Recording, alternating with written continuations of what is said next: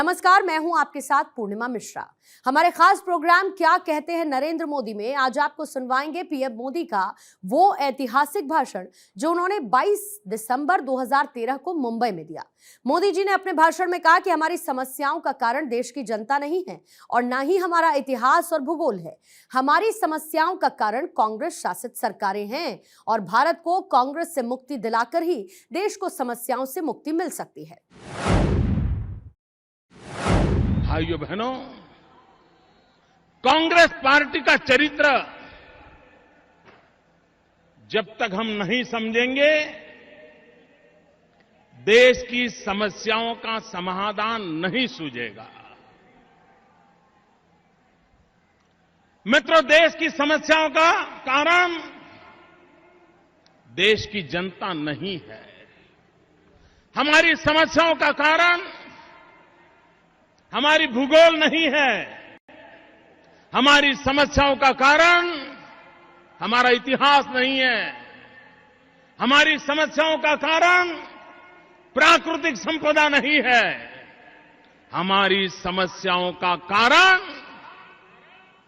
कांग्रेस शासित सरकारें हैं। और इसलिए अगर समस्याओं से मुक्ति चाहिए तो उसका एक ही उपाय है, भारत को कांग्रेस से मुक्त करना होगा। कांग्रेस मुक्त भारत, ये सपना हमने साकार करना होगा। यही मुंबई की धरती है। आजादी के आंदोलन में अगस्त क्रांति मैदान से एक गूंज उठी थी, एक आवाज उठी थी, एक ललकार हुआ था, क्विट इंडिया। और पूरे देश में वो ललकार मंत्र बन गया था और आखिरकार अंग्रेजों को हिंदुस्तान छोड़ना पड़ा। ये मुंबई की धरती से उठी हुई आवाज, क्विट इंडिया का मंत्र भारत को आजादी दिला गया। भाइयों बहनों, उसी मुंबई की धरती से फिर एक बार आवाज उठनी चाहिए, कांग्रेस फ्री इंडिया। जिस धरती ने क्विट इंडिया का नारा दिया था, वो ही धरती ललकार रही है, कांग्रेस फ्री इंडिया, कांग्रेस मुक्त भारत। भाइयों बहनों, कांग्रेस वोट बैंक की राजनीति में डूबी हुई है और वोट बैंक की राजनीति के लिए समाज को तोड़ते रहना, डिवाइड एंड रूल, ये कांग्रेस की विशेषता रही है। और अंग्रेजों के सामने लड़ते लड़ते कांग्रेस उनसे ये सीख लिया है, डिवाइड एंड रूल। देश आजाद हुआ तो देश का बंटवारा करके भारत मां के 3 टुकड़े कर दिए। आजाद हिंदुस्तान को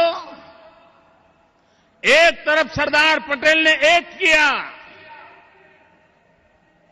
चारों तरफ एकता का मंत्र गूंजा, और दूसरी तरफ भाषावार प्रांत रचना के नाम पर कांग्रेस ने देश में भाई से भाई को लड़ाने का बीज बो दिया। गांव को शहर से लड़ाओ, शहर को गांव से लड़ाओ, नदियों के लिए लड़ो, पानी के लिए मरो। आज भी देश में कोई प्रदेश ऐसा नहीं है कि जहां पानी के बंटवारे को लेकर के 50-50 साल से लड़ाई न होती हो।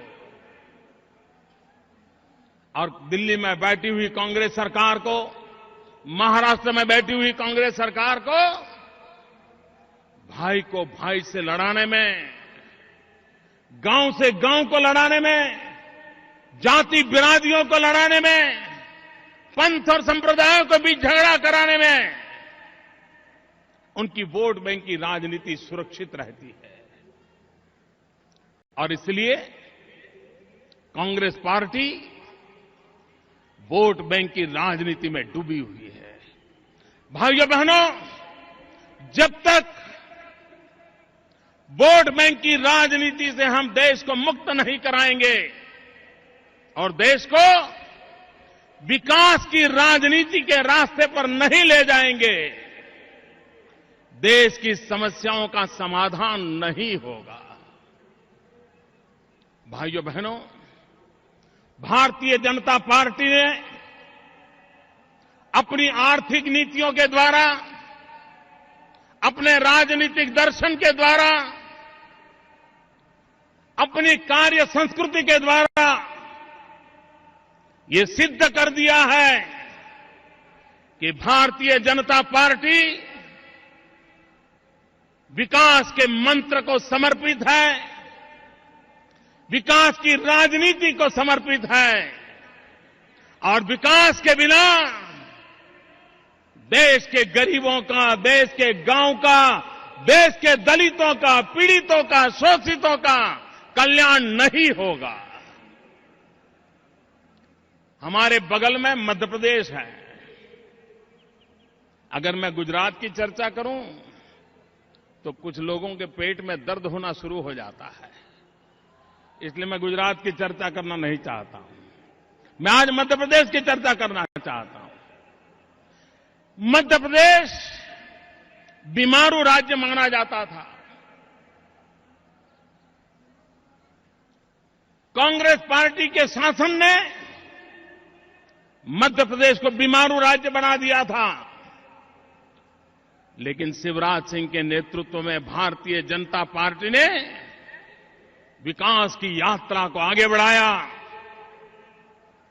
आज मध्य प्रदेश बीमारू राज्य के कलंक से मुक्त हो गया। भाइयों बहनों, मध्य प्रदेश में खेती के क्षेत्र में, कृषि के क्षेत्र में कोई ज्यादा प्रगति नहीं होती थी, लेकिन शिवराज जी की सरकार ने, भाजपा की मध्य प्रदेश की सरकार ने सिंचाई के काम को बल दिया। अधिकतम भूमि में इरिगेशन के लिए धन खर्च किया। और भाइयों बहनों, आज मैं गर्व से कहता हूं, कोई जमाना था पंजाब, हरियाणा, उत्तर प्रदेश धान की खेती में नंबर 1 माना जाता था। देश के अन्न के भंडार इस राज्यों से भरे जाते थे। आज भारतीय जनता पार्टी की मध्य प्रदेश की सरकार के प्रयत्नों से, भारतीय जनता पार्टी की छत्तीसगढ़ की सरकार के प्रयत्नों से गेहूं और चावल ऐतिहासिक उत्पादन करके देश के अन्न के भंडार भरने का काम इन सरकारों ने किया है, वहां के किसानों ने किया है, वहां के नागरिकों ने किया है। क्या कारण है कि महाराष्ट्र में सिंचाई के सारे प्रोजेक्ट भ्रष्टाचार के कलंक के साथ खड्डे में जा गिरे हैं? क्या कारण है महाराष्ट्र के किसान को बार बार अकाल झेलना पड़ता है? क्या कारण है महाराष्ट्र के किसान को आत्महत्या करने के लिए मजबूर होना पड़ता है? भाइयों बहनों, भारतीय जनता पार्टी की सरकार होती, विकास का मंत्र होता तो आज महाराष्ट्र के गांवों की जो दुर्दशा है, आज महाराष्ट्र के किसानों की जो दुर्दशा है, महाराष्ट्र में हजारों किसानों को आत्महत्या करने के लिए मजबूर होना पड़ा है, मैं विश्वास दिलाने आया हूं वो दिन कभी भाजपा के राज में नहीं आते। मेरा किसान सुखी होता, संपन्न होता। लेकिन भाइयों बहनों, कांग्रेस पार्टी को विकास की राजनीति में विश्वास नहीं है। और मैं तो हैरान हूं, सरकार कांग्रेस चला रही है, दिल्ली में सरकार कांग्रेस की है, कांग्रेस के नेता सरकार में हो न हो उन्हीं के इशारे पर सारे काम होते हैं। लेकिन वही लोग जब भाषण करते हैं तो ऐसा लगता है वो किसी और की सरकार के लिए बोल रहे हैं, किसी और देश के लिए बोल रहे हैं। मैं कल कांग्रेस के एक बड़े नेता के भाषण को मैंने सुना और वो भ्रष्टाचार के खिलाफ भाषण दे रहे थे। इनकी हिम्मत तो देखो साहब।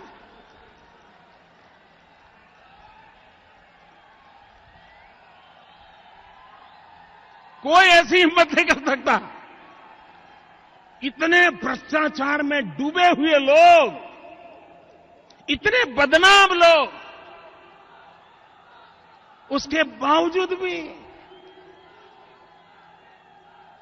निर्दोष चेहरा बना करके भ्रष्टाचार के खिलाफ भाषण दे रहे हैं। और वक्रता देखिए, भ्रष्टाचार के आदर्श का घोटाला, उसका रिपोर्ट आता है, महाराष्ट्र सरकार के मंत्रियों को जिम्मेवार माना जाता है।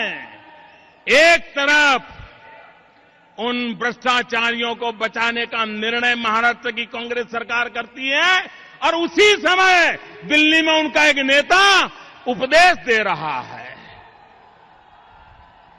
भाइयों बहनों, ये कांग्रेस को समझना होगा। वे बोलते एक हैं, करते दूसरा है। और वोट बैंक की राजनीति के सिवा भाइयों बहनों, कांग्रेस की पूरी जिंदगी संप्रदायवाद में डूबी हुई है। माइनॉरिटीज्म, संप्रदायवाद एक कांग्रेस की परंपरा रही है। डॉक्टर मनमोहन सिंह जी की सरकार ने जहां मुस्लिम अधिक हो ऐसे 90 जिले छांटे पूरे देश में से, और उनकी भलाई के लिए बड़ी बड़ी योजनाएं घोषित की,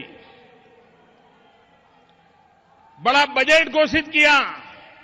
हिंदुस्तान के मुसलमान भाइयों को लगने लगा कि चलो अब कुछ भला होगा। अखबारों ने भी बहुत कुछ लिखा, बड़ी वाहवाही हुई। अभी पार्लियामेंट में किसी ने सवाल पूछा कि आपने जो 90 जिलों के लिए योजना घोषित की थी, उन 90 जिलों में पिछले 3 साल में माइनॉरिटी के लिए क्या खर्च हुआ? भाइयों बहनों, मुझे कहना है ये माइनॉरिटी के वोट का खेल करने वाली सरकार ने पार्लियामेंट में जवाब दिया है कि उस योजना में से 3 साल में 1 रुपया खर्च नहीं हुआ है, 1 रुपया खर्च नहीं हुआ है। ये वोट बैंक की राजनीति कैसी करते हैं, इसका ये जीता जागता उदाहरण है।